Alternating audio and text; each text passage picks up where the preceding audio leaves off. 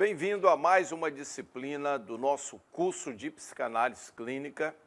Hoje falaremos sobre terapia cognitivo-comportamental, uma ferramenta da área de psicoterapia breve, que você já conhece, já viu essa disciplina, ferramentas que nos permitem dar uma agilidade no processo terapêutico. Junto com a terapia cognitivo-comportamental, nós temos a PNL, Programação Neurolinguística, nós temos hipnose clínica. Então, são ferramentas que agilizam o processo quando a demanda é adequada, como fobias, todas elas, crenças limitantes e algumas neuroses. E quando o paciente é adequado também para esse tipo de terapia. É aquele paciente motivado, é aquele paciente que sabe o que veio buscar. Então, nós podemos, ao invés de usar a psicanálise tradicional, que é indicada para qualquer tipo de transtorno da área de neuroses, mas pode levar mais tempo para o processo terapêutico, porque ela sempre volta lá no passado, ela adentra no inconsciente humano para encontrar o trauma. E só depois que encontramos o trauma, nós vamos ressignificá-lo com o nosso paciente. Dentro de psicoterapia breve, como você aprendeu, nós partimos do presente, onde o paciente já apresenta uma demanda, ele sabe qual é a fobia que ele tem, e eu vou trabalhar para, na PNL, reprogramá-lo, inserindo nova memória, ou aqui na terapia cognitivo-comportamental, reestruturar a sua cognição, ressignificando algumas crenças, ok? Vem comigo então, vamos conhecer TCC. Terapia cognitivo-comportamental.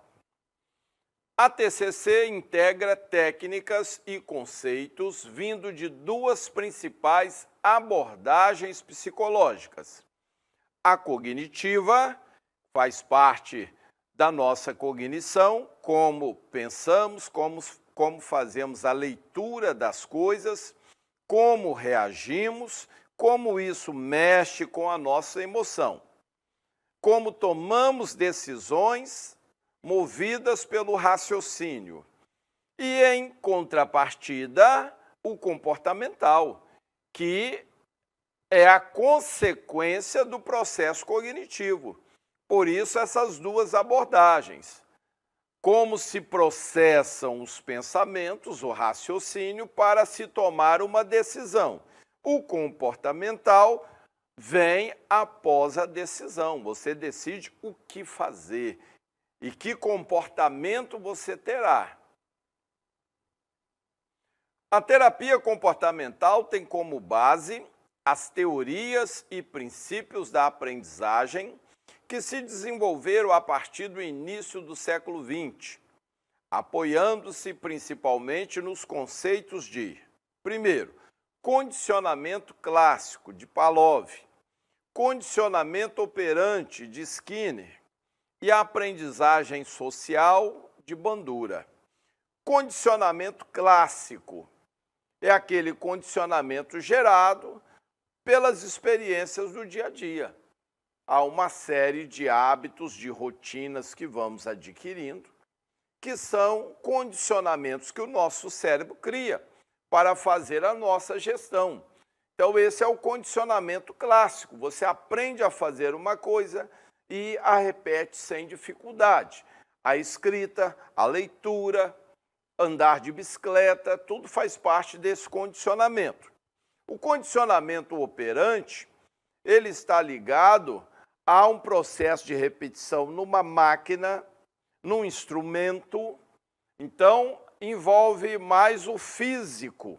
Você repete uma operação que envolve o seu físico várias vezes E aí gera um condicionamento em que você consegue fazer aquilo de forma automática. E a aprendizagem social, que é o básico do nosso crescimento. Já aprendemos aqui que nascemos sem informações do nosso córtex cerebral. E as interações com nossos pais, com nossa família, é que vão gerar aprendizado. É este condicionamento que, ao longo de anos, você vai desenvolvendo nas interações sociais, nos relacionamentos. Tudo é uma oportunidade de aprendizado.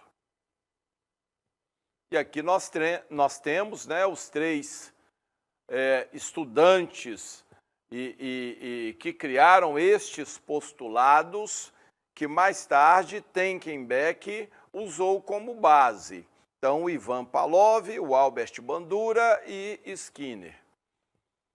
Sistema de terapia, TCC, é um sistema de terapia cujo princípio básico é de que as cognições, nossos pensamentos, crenças, interpretações, ou seja, a leitura que eu faço das coisas, de um indivíduo frente a situações, influenciam suas emoções e comportamentos.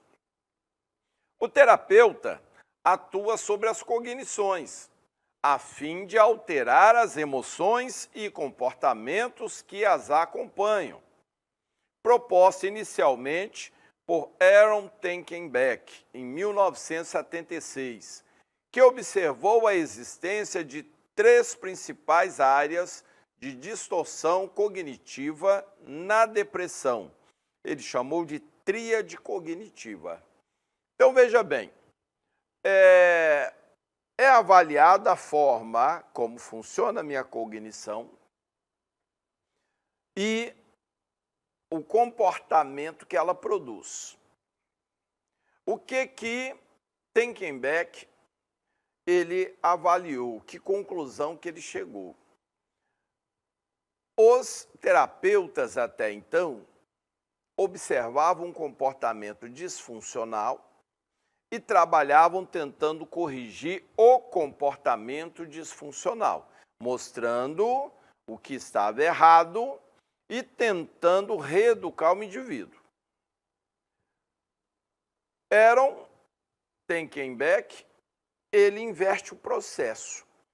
A partir do momento em que, pela influência de Skinner, de Bandura, ele chega à conclusão de que, primeiro, o processo cognitivo, quando há um defeito, quando há algo errado, é esse processo cognitivo que afeta a leitura que eu faço das coisas e, como extensão, como eu me sinto e como me comporto. Então, o comportamento é a última instância. Tenkenbeck, então, passou a olhar para a cognição, corrigir a cognição, a forma como eu penso, a forma como eu vejo, a forma como eu interpreto as coisas, para desta forma influenciar minhas emoções e, em extensão, o comportamento. Não era o comportamento a causa, era uma consequência de uma cognição disfuncional. Então, a área de trabalho do terapeuta seria a cognição do indivíduo, corrigi-la, encontrar disfuncionalidades e corrigi-las. Aqui temos a imagem de Aaron Tenkenbeck, criador da terapia cognitivo-comportamental. Bom, a tríade que ele identificou em vários pacientes, quando ele buscava respostas para o comportamento depressivo, ele percebeu que a maioria dos depressivos apresentavam esta tríade. Uma visão negativa de si mesmo, uma visão negativa do ambiente de vida, ou seja, do entorno do próprio depressivo. E a visão negativa para o futuro. Qual seria o seu futuro? Ele também tinha uma visão negativa. Beck propôs o uso de estratégias para corrigir tais distorções, que se revelaram efetivas.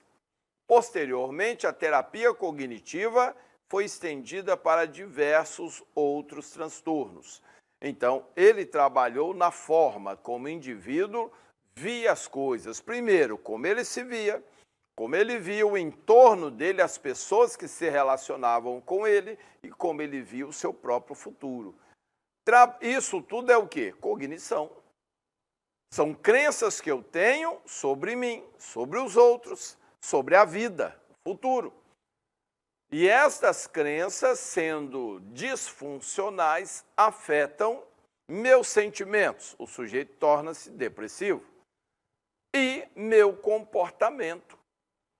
Por isso, ele passou a agir na cognição do indivíduo. Os modelos principais de disfunção no processamento de informações são baseados em pensamentos automáticos. São cognições que aparecem rapidamente em uma determinada situação e não estão sujeitos à análise racional, relacionados geralmente com base em uma lógica defeituosa. Chamamos de erros cognitivos ou defeitos cognitivos. E as crenças centrais, que são incorporadas aos esquemas, ou seja, aquele mapa mental que nós temos, as informações que nos regem, incluem as regras básicas para a seleção e codificação da informação no ambiente. Então, veja bem, como funcionamos? Através de crenças, informações que recebemos, tudo que aprendemos e se tornam nossas crenças. Você crê que algo é bonito ou é feio? Você crê que algo está certo ou está errado? Tudo é crença. Você se move por crenças, você reage por crenças, você defende suas crenças. Mas essas crenças não nasceram com você, você as recebeu em primeira mão dos pais, de sua família, de professores, cuidadores, de amigos, e continua recebendo até hoje. E elas formatam a tua mente, forjam quem você é, o que você pensa, o que concorda, não concorda. Tudo está alicerçado em crenças. Não nascemos com nenhuma delas, mas passamos a viver por elas. Reagimos por elas, sentimos por elas, e o nosso comportamento é consequência delas. Os pensamentos automáticos fluem dessas crenças. Você olha uma cena, imediatamente vem um pensamento automático na sua mente, avaliando a cena, julgando a cena, concordando, discordando, achando bonito, achando feio. Funcionamos assim. O problema é quando temos uma crença disfuncional, um erro cognitivo. Eu aceitei algo como verdade para mim, mas só é para mim. De fato, não é uma verdade para os outros. Isso me torna anormal no meio social. Porque em cima desta crença que eu aceitei como verdade, eu me comporto, eu me sinto. E esse meu comportamento estará diferente da maioria. Sou anormal naquele meio social. Por isso, os defeitos cognitivos nos incomodam tanto. O sujeito fóbico tem uma reação de medo desproporcional em meio a um grupo que não está nem aí. Ele é o único que sentiu aquele medo desproporcional. Então, ele é anormal naquele grupo. Ele tem um comportamento disfuncional. E é isso que só pode ser corrigido se eu mudar a crença. Nós já vimos que muitas dessas crenças são os traumas que estão lá no inconsciente e que produzem esses pensamentos automáticos, bombardeando a mente do indivíduo. Exemplo, alguém que, ao longo do seu desenvolvimento, fez algumas tentativas de encontrar uma namorada, um namorado, e isso resultou em fracasso 1, 2, 3 vezes. E, de repente, ele pode achar: as pessoas me acham desinteressante, eu devo ser muito chato ou devo ser muito feio. Fato é que ele passa a crer que não adianta fazer uma investida, uma tentativa de aproximação de alguém que será infrutífera. E então ele cria uma estratégia compensatória para evitar isso, essa aproximação, e acaba muitas vezes até repelindo alguém que se aproxima, sem perceber, se torna algo inconsciente. Então, os pensamentos automáticos, eles brotam na sua mente de acordo com determinada situação. É muito próximo daquilo que chamamos de gatilho. Porém, o gatilho é algo que eu vejo e que me faz encontrar a memória traumática. O pensamento automático é a resposta que vem, porque foi encontrado uma memória traumática ou uma crença limitante que diz que eu não sou bom em uma coisa ou outra, e diante de uma situação em que eu tenha que fazer algo que é contrário àquela crença que eu adotei, os pensamentos automáticos vão brotar na minha mente, dizendo que vai dar errado, dizendo que eu não deveria. E por causa destes pensamentos eu recuo. Eu evito certas situações. Vamos entender melhor. Essas construções organizacionais são desenvolvidas através da experiência da infância e influências posteriores. As distorções cognitivas resultam em comportamentos desajustados e que causam sofrimento psíquico. Então, observe aqui, nós temos algumas cenas que são muito comuns. Bullying na escola, talvez pela cor dele, talvez por um mau desempenho na sala de aula, criança sendo molestada, violência doméstica. Aqui novamente, criança que sofre violência, o bullying até mais sério na escola, onde um grupo ataca, bate no outro, toma suas coisas. Então, há uma série de cenas, de acontecimentos, de situações desfavoráveis que podem gerar essas crenças limitantes, podem me fazer acreditar que eu estou passando pelo bullying, pela rejeição de alguém que eu tentei me aproximar e ela me rejeitou. Ou ele, talvez por uma situação em que eu não consiga me entrosar com meus colegas em sala de aula, eles fazem questão de me excluir. Isso faz com que o indivíduo gere uma crença de que há um problema com ele, de que ele é diferente dos outros. E ele precisa estar afastado, ele começa a se acostumar com isso. Em alguns casos, nós temos aí a baixa autoestima, ele se sente inferior aos outros, porque os outros se relacionam bem. Seus amigos conseguiram uma namorada, suas amigas um namorado, e ele tem essa dificuldade.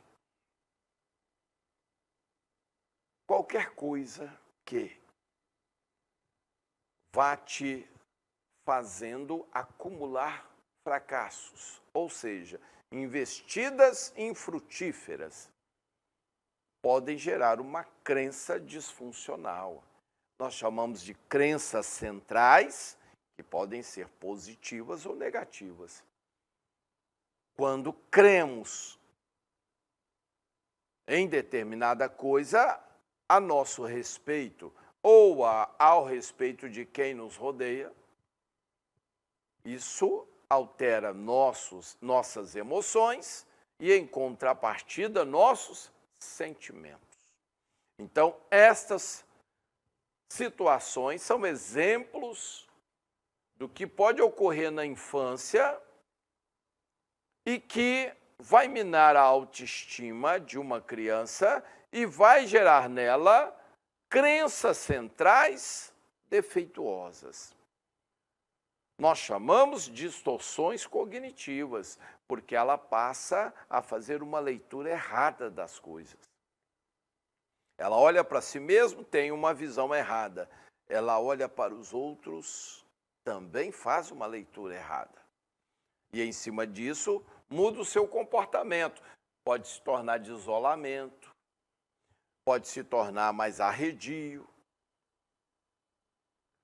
pode se tornar mais submisso, querendo agradar os outros para angariar amigos. Há uma alteração no comportamento. E aí precisamos mudar a crença. O problema está na crença central.